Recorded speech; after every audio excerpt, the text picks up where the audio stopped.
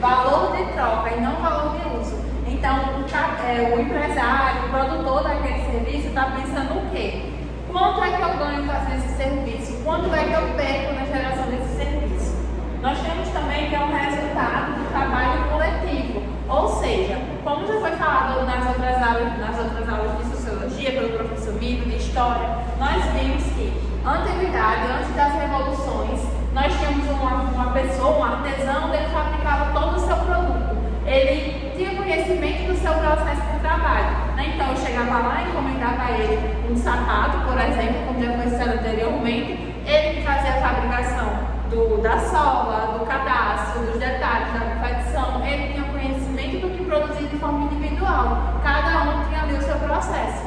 Já após as revoluções, a introdução do capitalismo no mundo, nós vemos que o trabalho para ser considerado produtivo ele é de forma coletiva. Então, é um grande exemplo que nós temos nos dias atuais, onde o cadastro de um tênis é fabricado em um local do mundo, o salário em outro, a finalização do calçado já é em outro país. Então, tem toda essa gama de pessoas, de processos para poder finalizar um produto de maneira coletiva e não mais individual. Nós temos também que é um trabalho que valoriza o capital, então Marx ele reforça mais uma vez em que é um trabalho que é focado no dinheiro, na geração de capital. E também depende da sua relação social, ou seja, eu tenho, para poder se considerar ser produtivo e produtivo, eu tenho que pensar, esse trabalho que eu estou fazendo, ele está focado em quê? Se for na geração de lucro, é produtivo. E também é um trabalho que tende a ser assalariado, mas vale ressaltar que nem todo trabalho assalariado ele é obrigatoriamente produtivo. Marx também traz sobre o trabalho improdutivo. O que é o trabalho improdutivo? O trabalho improdutivo é aquele que cria bens úteis, valor de uso e não necessariamente valor de troca. É justamente o oposto do que eu citei do trabalho produtivo. O improdutivo, ele vai criar bens úteis como uma consequência, porque é algo que vai ter utilidade, mas ele está focado no valor de uso, ou seja, na qualidade daquele produto, o porquê que esse produto é importante e não no valor de troca, enquanto eu ganho. Ele não está focado necessariamente na geração de renda, por mais que como consequência acabe gerando lucro. Nós também temos que entender o que é um trabalho material e imaterial. Pelo nosso conhecimento de mundo, nós já temos noção do que pode ser o material e imaterial, mas também na visão de Marx, ele fala que o trabalho material é também conhecido como trabalho manual. E importante ressaltar que a palavra trabalho manual é uma das mais utilizadas por Marx, onde ele não utiliza muito o termo de materialidade. É um trabalho manual, é aquele que pode gerar objetos concretos e palpáveis. Ou seja, é o caso de uma geração de produto onde eu posso pegar ele, como as folhas, como uma garrafa de água, como o apagador do quadro, como o próprio projetor que está transmitindo essa apresentação. É algo que eu posso pegar, algo palpável. Já o trabalho material é o processo cujo produto ele sempre se torna uma mercadoria, mas que está focado na subjetividade. Tá, Karine, o que isso quer dizer? O trabalho material, ele tem foco na subjetividade do produto. Então, não é algo concreto de como essa folha eu posso vir e pegar, a garrafa de água, o marcador, não é algo que eu pego. É algo que está no subjetivo, na subjetividade, vai muito além do material. Mas, como consequência, ele, no fim, sempre vai se tornar uma mercadoria, segundo Marx. Por quê?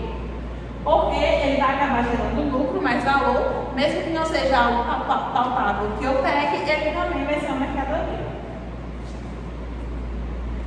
Tá, cara, depois dessa discussão todinha, por fim, o trabalho material, ele pode ou não pode ser produtivo?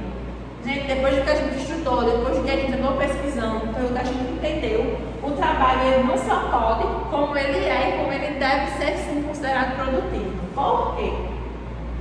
Primeiramente, nós vivemos em uma sociedade em que a gente vê que a imaterialidade está presente em tudo. Um dos grandes exemplos é a tecnologia, onde hoje muitas pessoas, nós não vivemos sem as redes sociais.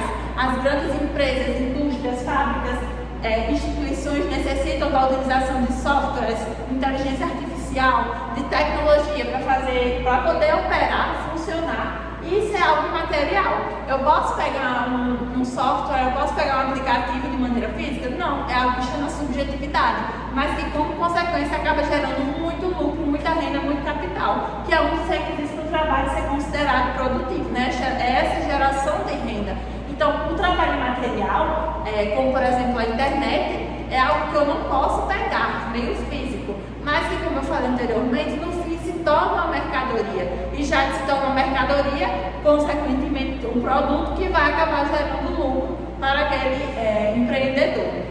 É importante a gente ressaltar, né, que nós hoje em dia não vivemos sem esses trabalhos materiais, algo que foi até citado por Eduardo anteriormente, em que ela fala da questão da indústria de transporte. O transporte, ele é algo imaterial, porque se uma empresa fabrica, achei um exemplo, ela fabrica uma roupa, uma peça, um objeto, e não tiver um meio de transporte para chegar até o Brasil, até a Europa, a Alemanha, enfim, como que o consumidor vai pegar aquele produto? Ele não vai ter acesso. Então, como consequência, é um meio imaterial, mas que acaba gerando lucro, porque sem o meio de transporte a gente não consegue ter a compra dessa mercadoria. Bom, agora irei falar sobre um tópico bem importante, que é a classe média no proletariado de ciência. Nesse tópico, iremos entender, né, como a classe média tem se tornado o proletariado de serviço. De acordo com o que foi estudado, né, com os conhecimentos do mundo, sabemos que a nossa sociedade é dividida em classes sociais alta, média e baixa. A classe média é conhecida por ter mais condições financeiras que a classe baixa. São pessoas que fazem um trabalho intelectual e não manual, como médicos, advogados, funcionários públicos. Né? E eles têm valores culturais absolutamente diferentes das classes mais baixas. Bom, esses são um dos motivos para que essas classes beneficiem. Vale ressaltar, né, que a classe média é uma classe que sonha muito alto, né, buscando viver da melhor forma que puder. Mas como sabemos, vivemos em um mundo capitalista.